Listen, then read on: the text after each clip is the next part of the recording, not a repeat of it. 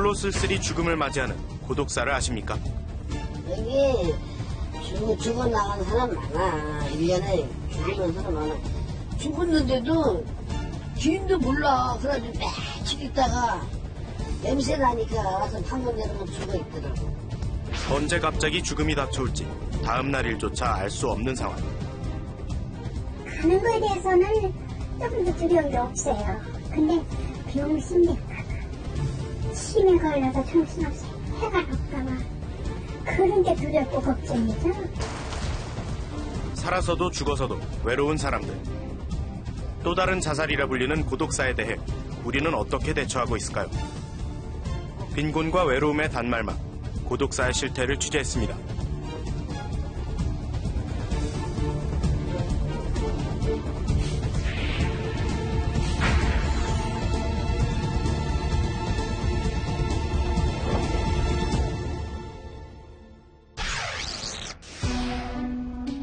지난달 29일 서울의 한 연립주택에서 고독사 사건이 일어났습니다.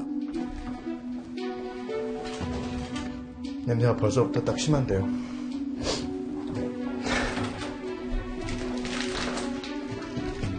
서너 평 남짓한 방 안은 시체 썩은 냄새로 숨조차 쉬기 어려웠습니다. 검붉게 얼룩진 방바닥이 바로 시신이 방치돼 있던 곳. 시체 부패물 위로는 구더기가 들끓고 있었습니다.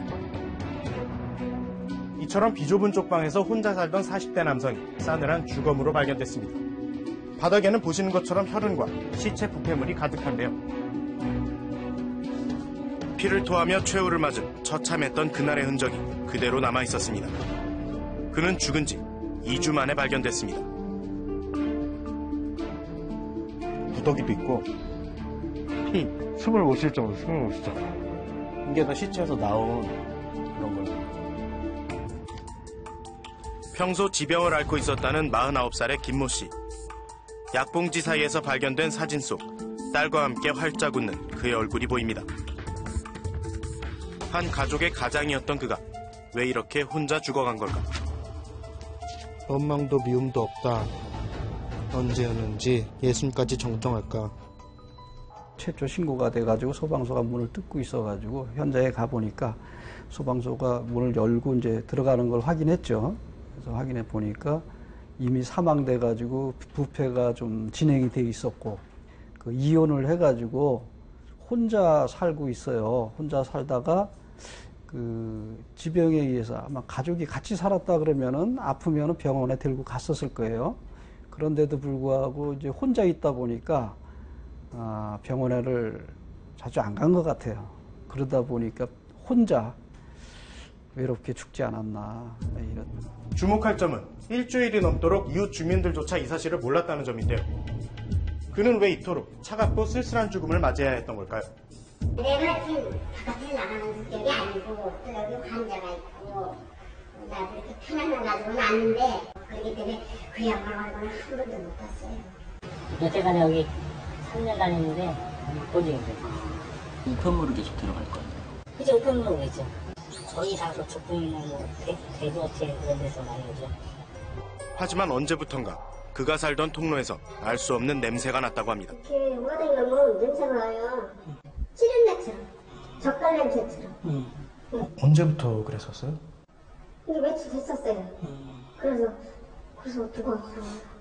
근데 지하에서 한 입만 살았으면 며느리하고 가봤을 텐데 며칠 살았잖아요.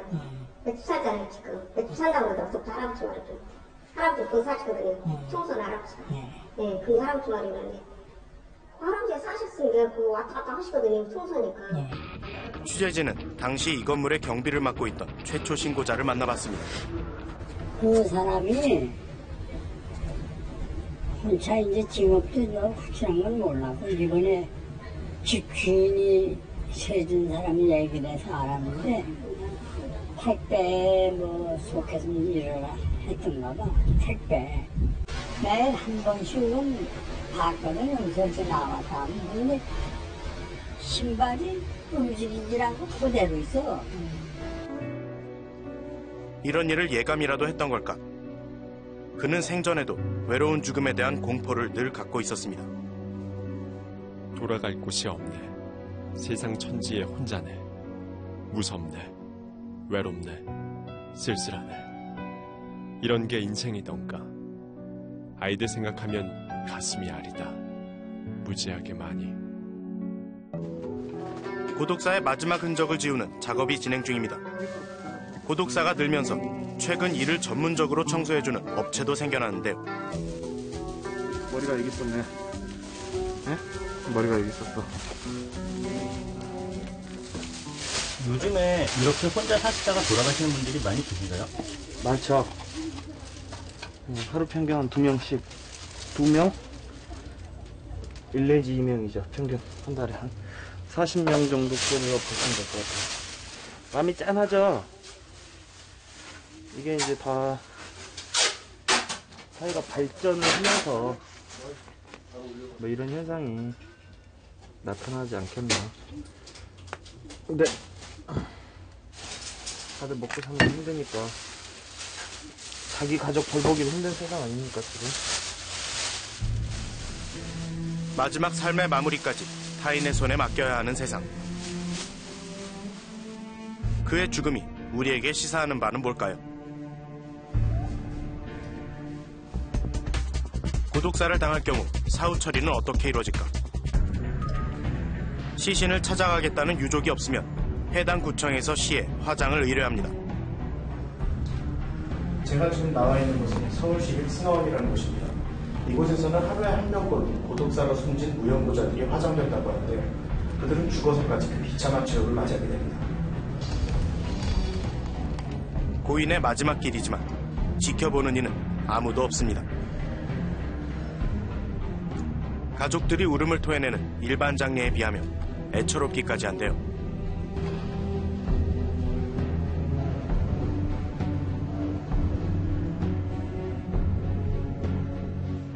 화장을 마친 뒤에는 이곳에 유골을 보관합니다.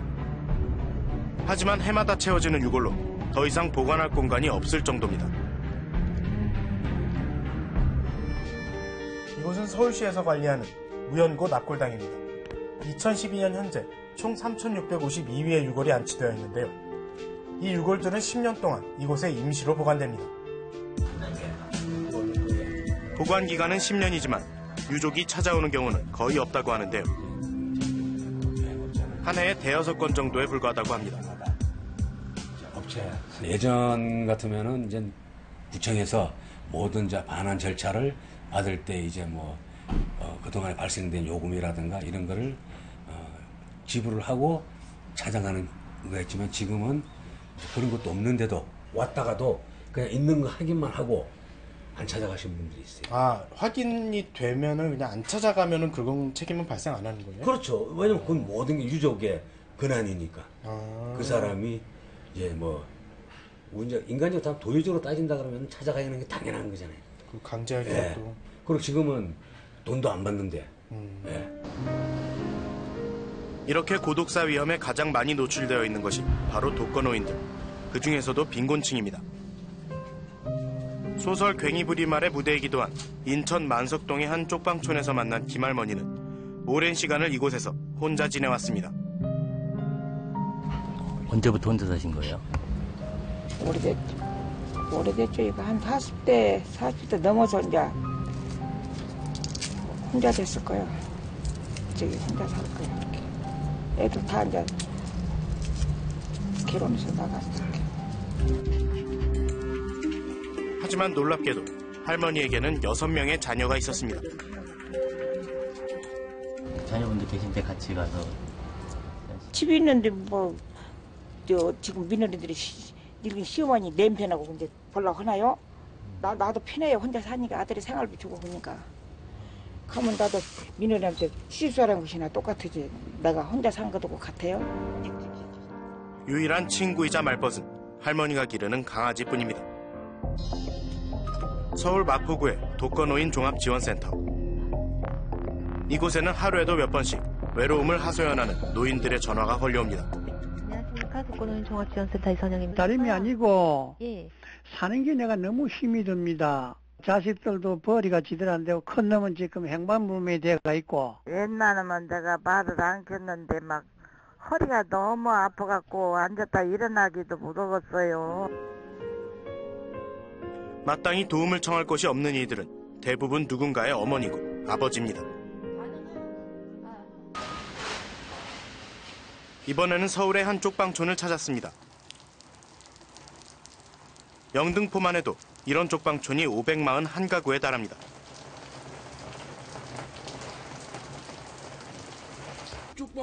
취재진은 그 가운데 평생을 건설 현장 막노동으로 생계를 유지해온 최할아버지를 만났습니다.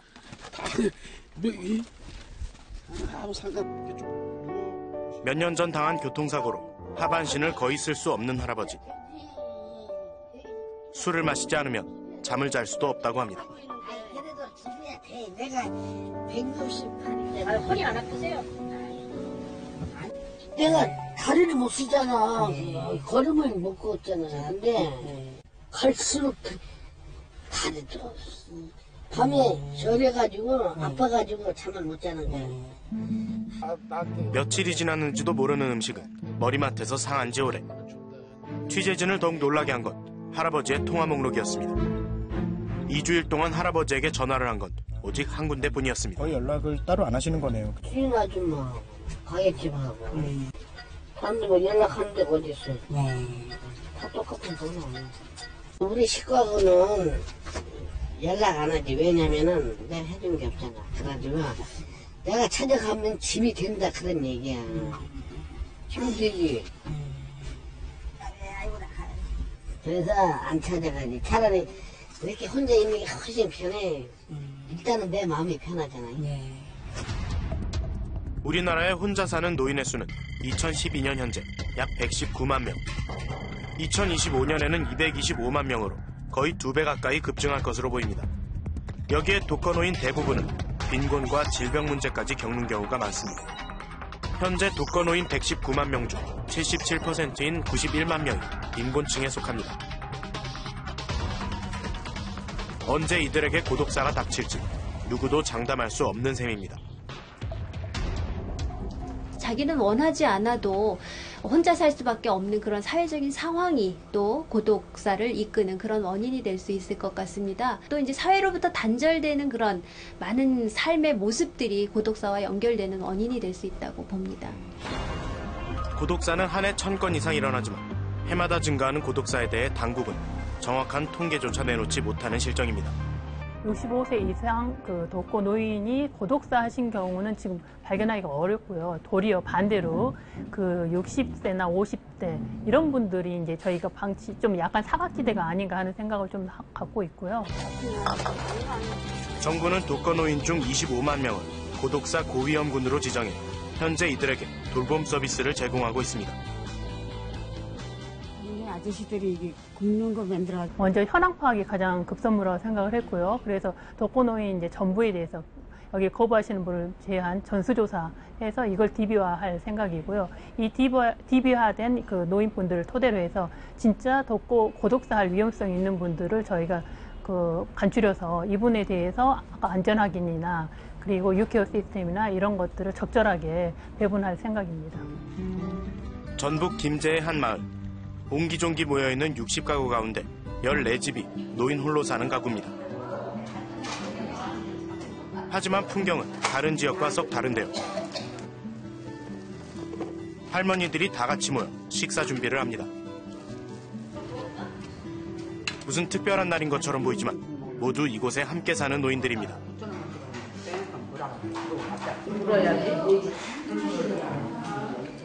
아들들 따라가야 저기들 다 본다고 나가 혼자 집만 지키는데 여기서 집 지키고 이렇게 친구들이랑 만나고 노는 게 더 좋죠. 밥만 먹으면 여기 와서 모여서 앉아서 놀고 누웠다 또 들면은 또 누워서 둥글둥글 하다가 윷놀이 하다가 밤에 또 모여서도 잠이랑 자고 재밌어요. 단체 생활이 재밌는 것 아니에요?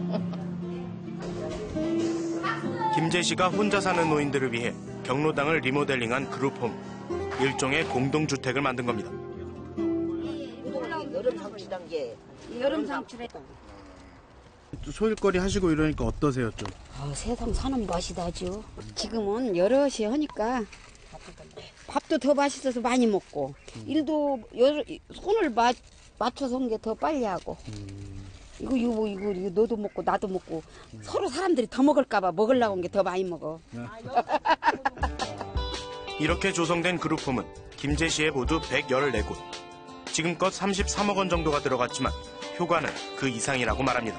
운영하다 보니까 어르신들이 병원 가는 횟수가 너무 줄어들었어요. 농촌은 아무래도 오래전부터 같이 사시던 분이라서 자주 접하고 그래서 이제 서로 화목이 잘 되겠지만 대도시에서는 서로 개인주의이기 때문에 같이 모인다 하더라도 그 상당한 기간이 화합하는 기간이 상당히 필요할 것 같습니다. 하지만 고독사 문제가 비단 국가의 몫만은 아닙니다. 고독사 10명 가운데 9명은 가족이 있지만 관계 단절로 인해 쓸쓸한 죽음을 맞이하고 있습니다. 지금 표면적으로 느끼기에 서로 간에 무관심해지는 거는 갈수록 더 심해지는 것 같습니다. 지금 특히 중장년층이 취약하고 그들이 나이가 들어가면서 더더욱 이 문제는 그냥 간과할 수 없는 문제로 남아갈 것 같고요. 더더욱 취약해질 거라 생각을 합니다. 1인 가구의 증가와 가족 해체가 빚어낸 새로운 사회 현상, 고독사.